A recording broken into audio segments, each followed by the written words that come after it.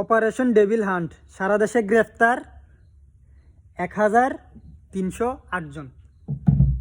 এটার জন্য ভাবও অবশ্যই দেওয়া দরকার। তবে আমাদের এই পদক্ষেপটা কিন্তু আরও অনেক আগে নেওয়া দরকার ছিল। এই পদক্ষেপটা আমরা যদি এই অভ্যুত্থানের পরপর যদি নিতাম, তাহলে অভ্যুত্থানের পরে আমাদের আরও নতুন করে আমাদের যেই ভাই বোনদেরকে শহীদ হইতে হয়েছে তারা শহীদ হইতো না, যদি এই পদক্ষেপটা আমরা আরও আগে নিতাম।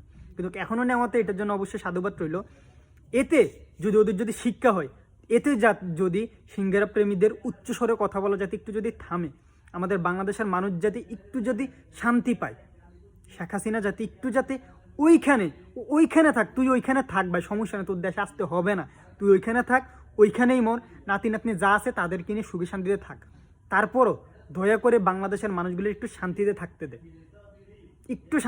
আমরা একটু শান্তি খুঁজি, আমরা বেশি কিছু চাই না, আমরা শুধু শান্তি খুঁজি।